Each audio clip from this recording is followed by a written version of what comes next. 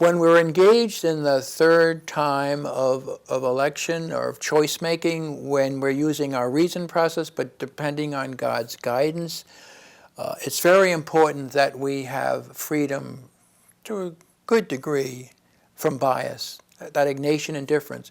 So Ignatius gives a couple of strategies for fostering indifference when we might be more tempted to reason our way towards what we all along wanted.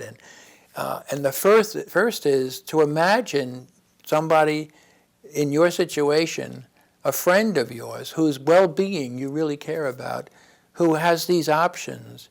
What would you recommend to the friend? So you're outside your own skin, gives you a little freedom. And the second strategy would be to think of yourself on your deathbed, going to God. What do you wish you had done? So that's kind of looking up there, out there, and up there, and looking at your life, and what do you wish you had chosen back then? And the third is imagine yourself having died, and going to the judgment seat of God. Now, let me tell you what I think the judgment seat of God is. It's very important. It's not necessarily J'accuse God. It's the wraps are off, and now I know how infinitely God has loved me all my life. I'm fully aware of that now. How do I wish I had chosen back then?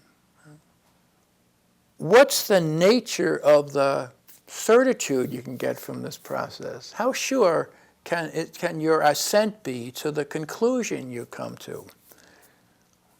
Well, psychologically speaking, at the very best probability, because of our human frame, our finitude, at the very best, we probably arrived at what God wants us to arrive at, psychologically. But religiously, in terms of our relationship with God and who God is in this process, there's a certitude.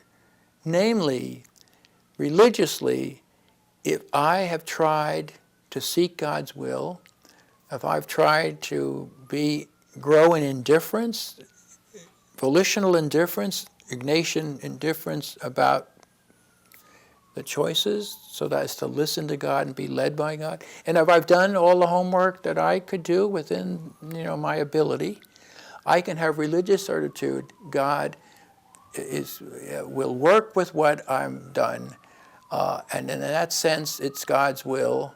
But that not because of any powers in me, but because God wants me to come to God's will more than I want to come to God's will. God wants God's reign to flourish and to grow more than I want it. And that's where we're doing our homework, but we're leaning on God and finding our confidence and assurance in God's commitment to us and to God's creation. That I just sounds so healthy, that way of putting it.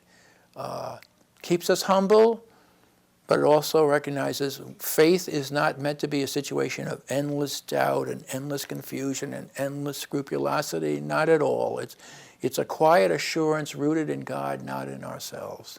And this process really, when it goes well, will deepen my trust in God as life goes on beyond this decision that I'm making now.